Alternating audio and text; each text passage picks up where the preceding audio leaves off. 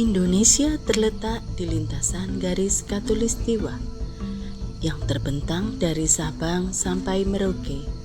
Keindahan alam Indonesia yang terdiri dari pesisir pantai, gugusan pulau-pulau, barisan pegunungan dan hijaunya hutan belantara menjadikan Indonesia disebut sebagai jalur khatulistiwa.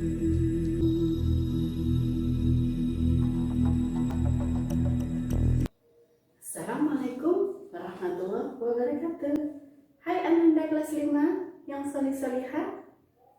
Bertemu lagi dengan Bu Yeni. Sebelum pembelajaran hari ini kita mulai, marilah kita berdoa terlebih dahulu ya. Berdoa mulai. Selesai. Hari ini kita akan belajar tema 1, subtema 2, pembelajaran 4. Mata pelajaran IPS tentang kenampakan alam yang ada di Indonesia. Tujuan pembelajaran kita hari ini adalah kenampakan alam adalah segala peristiwa alam yang terjadi secara alami dan dibuat oleh tangan Allah. Sedangkan kenampakan alam buatan yaitu ketampakan atau lingkungan yang dibuat oleh tangan manusia. Di sini Bu Yeni mempunyai 2 gambar. Tahukah kalian perbedaan gambar tersebut? Manakah yang menurut kalian kenampakan alam? Ya, betul. Yang termasuk kenampakan alam yaitu adalah gunung. Kenampakan alam biasa disebut dengan bentang alam. Bentang alam dibedakan menjadi 2, yaitu wilayah daratan dan perairan. Seperti yang kalian lihat video di belakang dia ini adalah perkebunan teh. Perkebunan teh di Jawa Timur berada di Lawang, Kabupaten Malang. Di daerah pegunungan tanahnya sangat subur karena banyak mengandung zat hara. Nah, zat hara adalah zat yang dibutuhkan tumbuhan dan sayuran untuk tumbuh dengan subur.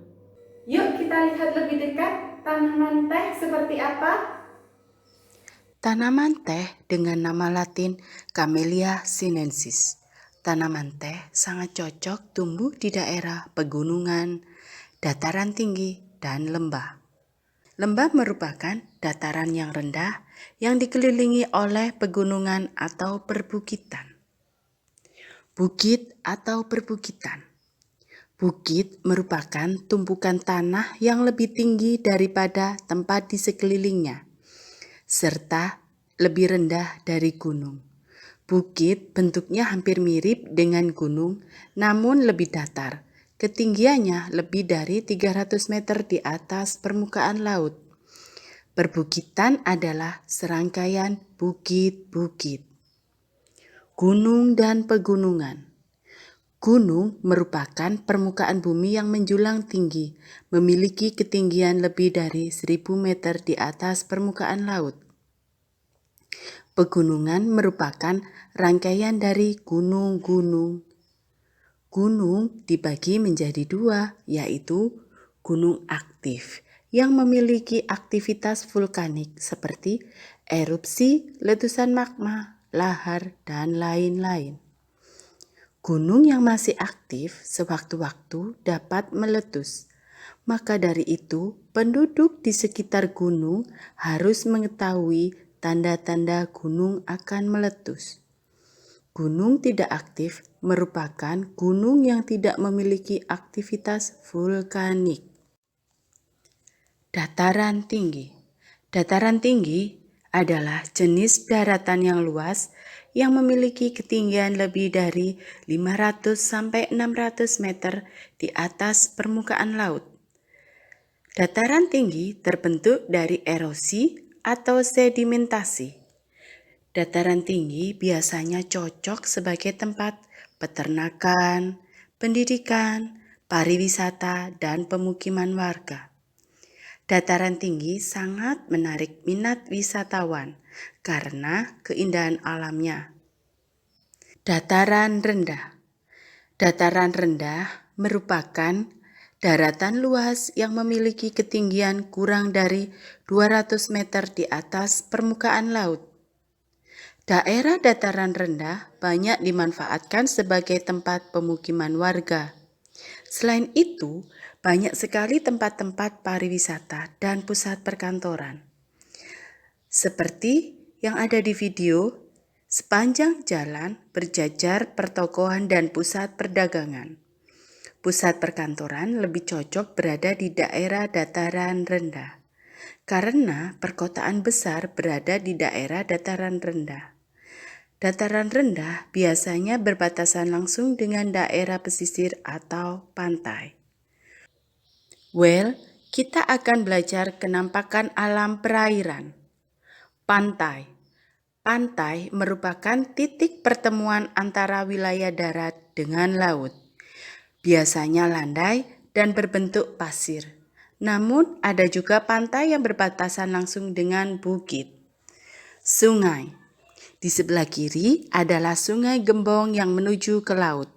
Sungai merupakan ketampakan alam berupa aliran air dalam jumlah yang besar, yang mengalir di daratan dari hulu ke muara.